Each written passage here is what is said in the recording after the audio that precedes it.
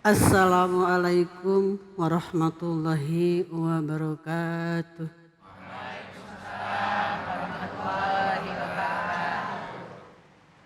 A'udzu billahi minasy syaithanir rajim.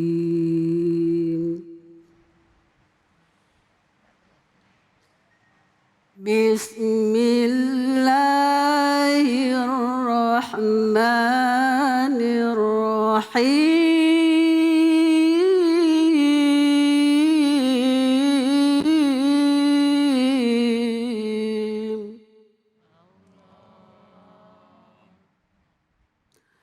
Wa makaru wa makarallah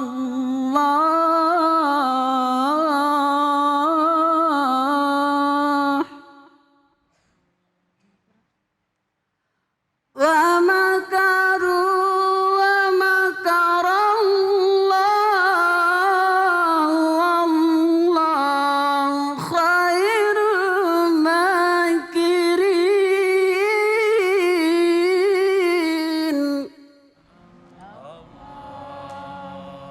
Wallahu khairul makirin.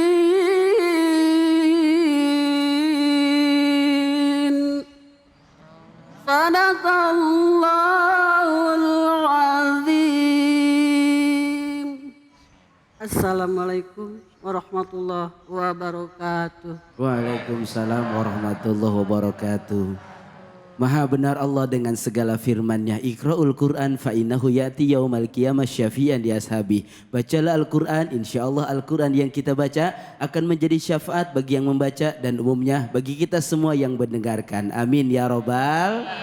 Terima kasih kepada Ustazah Dedeh yang telah melantunkan ayat-ayat suci Al-Qur'an. Semoga menjadi ibadah bagi yang membaca dan umumnya bagi kita semua yang mendengarkan. Kembali lagi di Cahaya Hati Indonesia. Bu.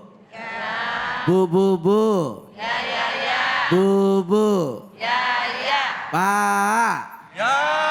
Papa. Papa. Kompak-kompak Bapak. Alhamdulillah.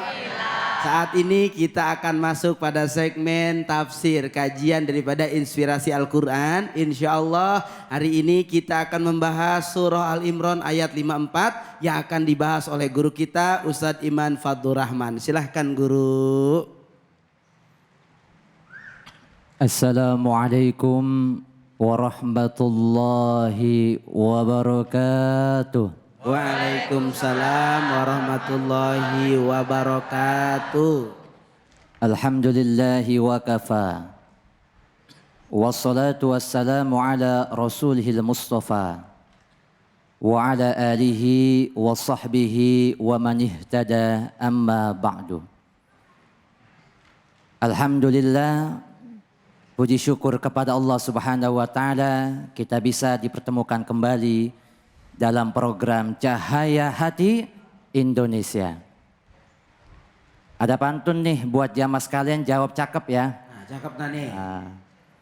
Ayo guru. Ada rumah milik Mbak Koya. Cakep. Rumahnya ada pohon saga. Cakep. Mudah-mudahan jamaah Masjid Al-Hidayah Cakep. semuanya pada masuk surga. Amin. Allahumma amin.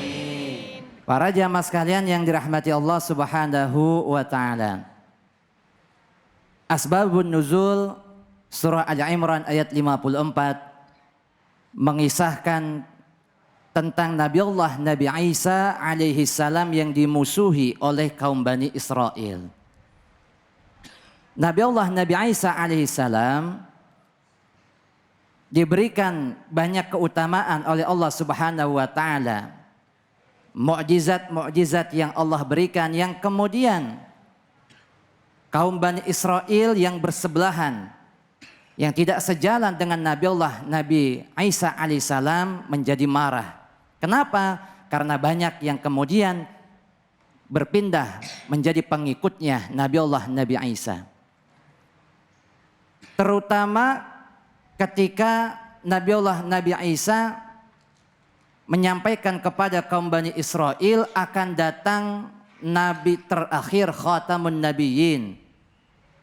Tetapi nabi terakhir ini bukan berasal dari kaum Bani Israel. Bertambahlah kemurkaan, permusuhan dari kaum Bani Israel kepada Nabi Allah, ya, Nabi Isa alaihissalam, yang membenci Nabi Allah Nabi Isa. Akhirnya apa yang terjadi? Kaum Bani Israel membuat konspirasi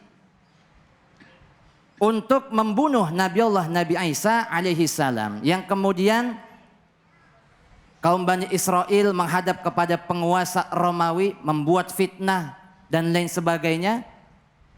Yang informasi ini sampai kepada Nabi Allah Nabi Isa alaihissalam, dan akhirnya Nabi Isa bersembunyi. Kemudian penguasa Romawi yang berhasil dihasut oleh kaum Bani Israel yang membenci Nabi Allah Nabi Isa membuat sayembara.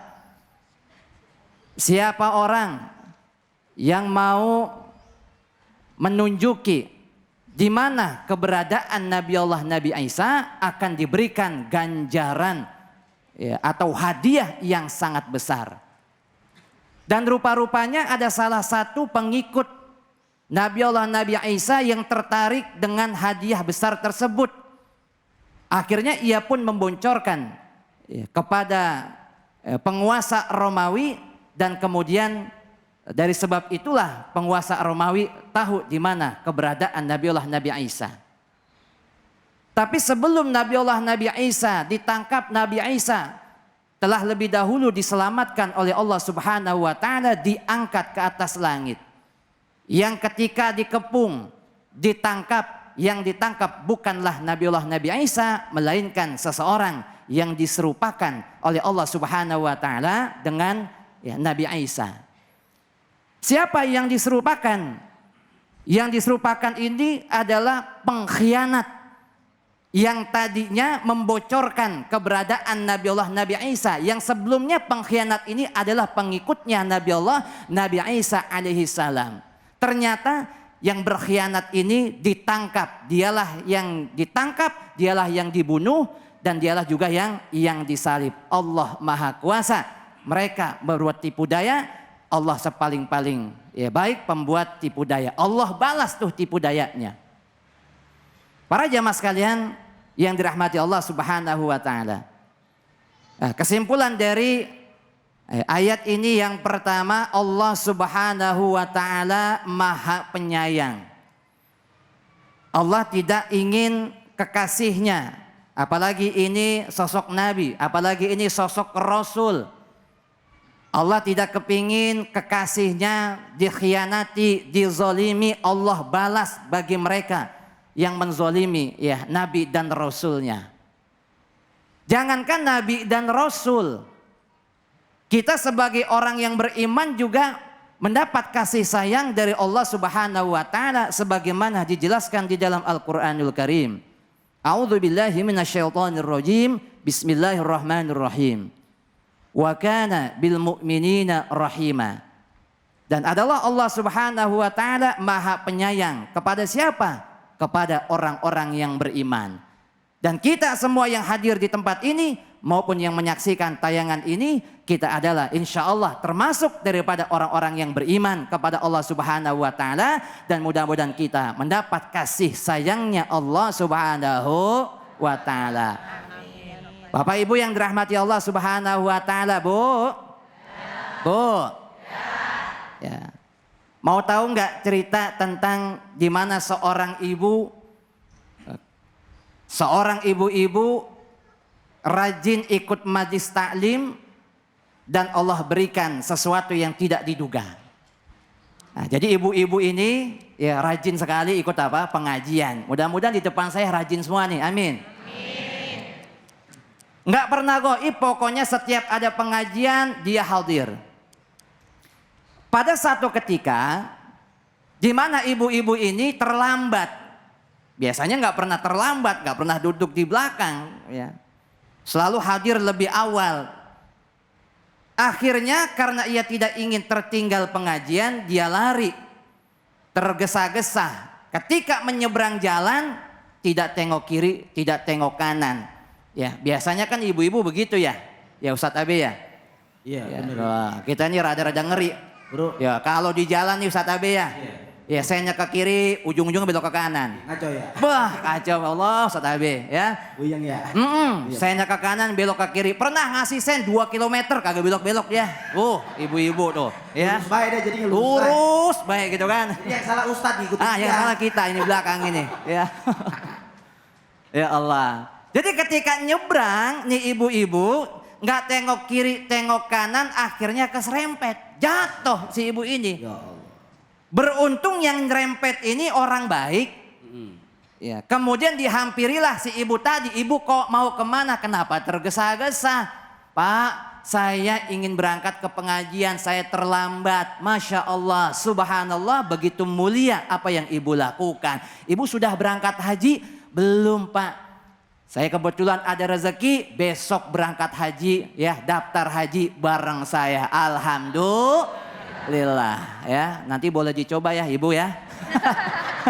Ya nanti habis ini silakan dah ya di pinggir jalan pada berbaris ya silakan pilih kendaraan mana yang ingin ya diserempetin. Ya cuma yang jadi persoalan iya kalau kendaraannya bagus ya, kalau gerobak.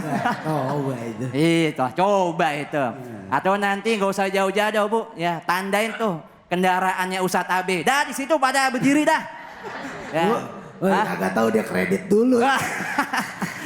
Ya pokoknya nanti kalau saya pulang duluan dah. Jangan sampai ibu pada majang ini, bahaya ini gitu.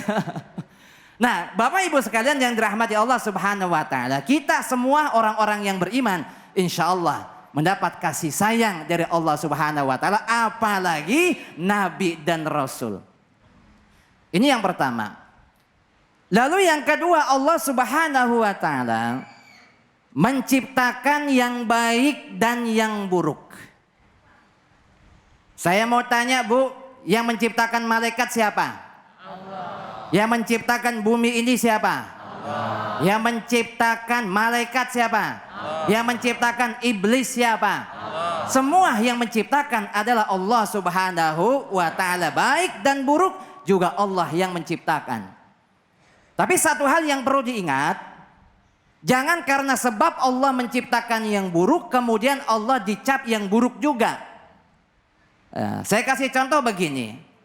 Ada orang di masyarakat ya nakal, nggak bisa diatur, ya kerjaannya susah, suka nyusahin masyarakat. Kira-kira kalau ada orang yang seperti ini, kita capnya orang baik atau orang jahat ini?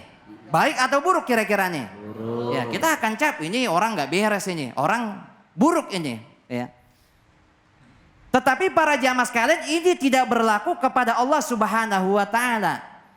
Meskipun Allah Subhanahu wa ta'ala menciptakan sesuatu yang buruk, ya, tetapi bukan berarti Allah punya sifat buruk.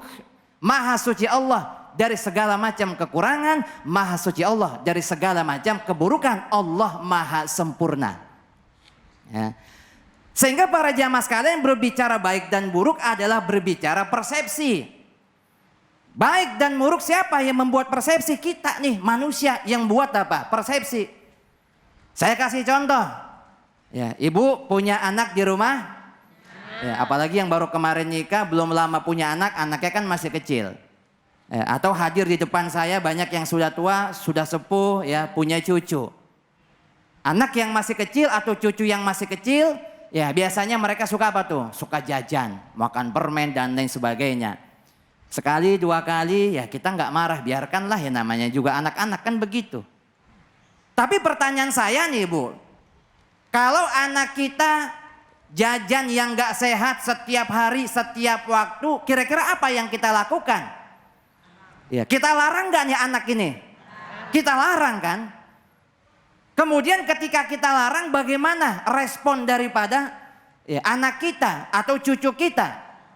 Ya. Mereka akan nangis, bahkan mereka bisa bilang ibu jahat, nenek jahat, bapak jahat, kakek jahat. Dalam persepsi mereka, kita melarang mereka, kita dianggap apa? Jahat. Ya itulah ya, intisari dari pelajaran. Ya kita ya surah Ali Imran ayat 54. Mudah-mudahan kita bisa mengambil ya pelajaran dari ayat ini. Wallahu a'lam bishawab. Assalamualaikum warahmatullahi wabarakatuh. Waalaikumsalam warahmatullahi wabarakatuh. Masya Allah, tabarakallah. Terima kasih Guru Iman yang telah memaparkan tipu daya buat kita semua. Mudah-mudahan tambah ilmu buat kita semua. Amin ya robbal. Setelah ini kita akan mendengarkan tausiah dari guru kita Ustadz Ridwan Husain. Jangan kemana-mana, tetap di Cahaya Hati Indonesia.